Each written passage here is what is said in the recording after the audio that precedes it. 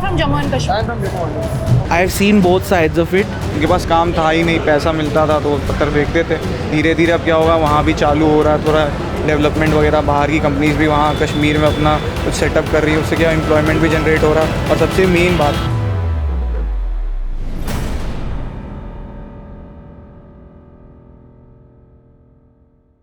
For 70 years, one state lived under a different constitution, a different flag, different laws. But on 5th August 2019, that chapter was closed.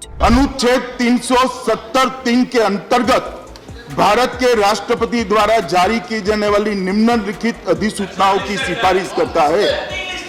संविधान के अनुच्छेद 370(3) के अंतर्गत भारत के संविधान के अनुच्छेद 370 के खंड 1 के साथ पठित अनुच्छेद 370 के खंड 3 द्वारा प्रदत्त शक्तियों का प्रयोग करते हुए राष्ट्रपति संसद की सिफारिश पर यह घोषणा करते हैं कि यह दिनांक जिस दिन भारत के राष्ट्रपति द्वारा इस घोषणा पर हस्ताक्षर किए जाएंगे और इसे सरकारी गैजेट में प्रकाशित किया जाएगा, उस दिन से अनुच्छेद 370 के सभी खंड लागू नहीं होंगे, सिवाय खंड 1 के नामक तदनुसार पढ़ा जाएगा।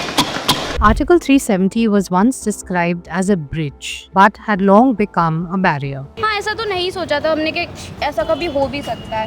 तो इंडियन गवर्नमेंट ने जो किया था वो बहुत सही किया है, मतलब क्योंकि उससे क्या हुआ कि जो हमारे कश्मीर के पीपल्स थे वो अब अपने आप को इंक्लूड फील करते हैं इंडिया में। नहीं होना चाहिए था, जैसे 370 हट गया भाई। हमारी स्टेट इंडिया तो कश्मीर पहले भी इंडिया का हिस्सा था, वो अभी भी इंडिया का हिस्सा रहेगा, हमेशा रहेगा, उसमें तो कोई हटा नहीं सकता। लेकिन मुझे लगता है ज़्यादातर ये पॉलिटिक्स के एंगल से ज़्यादा कुछ हुआ है।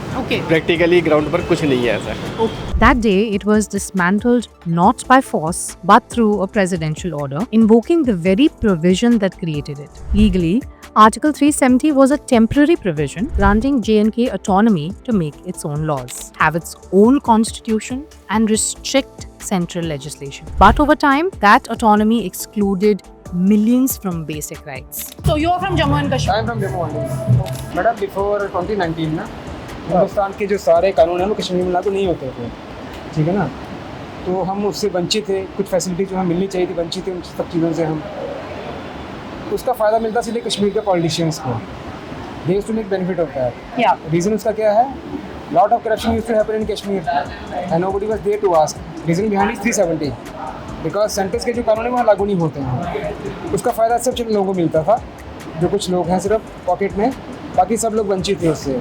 नो कश्मीरी पीपल जो हैं इनिशियली दे वर फीलिंग कि नहीं गलत हुआ हमारे साथ, नहीं टूटना चाहिए था। अब वो भी रियलाइज कर रहे हैं कि नहीं टूटा, सही हुआ, अब हमें बेनिफिट्स मिल रहे हैं कंट्री से।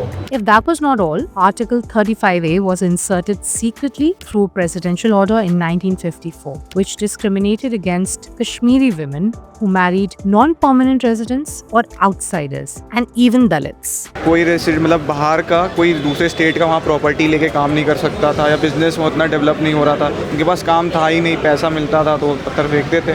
धीरे धीरे अब क्या होगा, वहाँ भी चालू हो रहा है थोड़ा डेवलपमेंट वगैरह, बाहर की कंपनीज भी वहाँ कश्मीर में अपना कुछ सेटअप कर रही है, उससे क्या एम्प्लॉयमेंट भी जनरेट हो रहा। और सबसे मेन बात, पहले के मुकाबले जो हालात थी वहाँ पे और अब बहुत ज़्यादा ड्रास्टिक चेंज आया है। पहले जो रोज़ इंसान डरता भी था जाने से पहले, अब तो खुल के जाता है कि चलो घूम के आते हैं। This effectively meant that a Kashmiri woman would automatically lose property rights upon marrying a non-Kashmiri, and a non-Kashmiri had restrictions on acquiring property and no caste reservations applied in the region.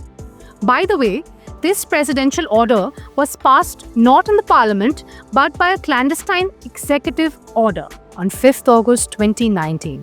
The presidential order under Article 371D, coupled with a resolution under Article 373, redefined Jammu and Kashmir's relationship with the Indian Union. The move was swift but constitutionally rooted. What followed was the Jammu and Kashmir Reorganization Act 2090, bifurcating the state into 2 union territories. 6 years later, on December 11, 2023, the Supreme Court upheld the abrogation, calling it a constitutional exercise within the framework of 370 itself, reasoning that the article was a temporary provision only, meant to solidify Kashmir's integration into India. I work in the Apple business, so we go to Kashmir for procurement.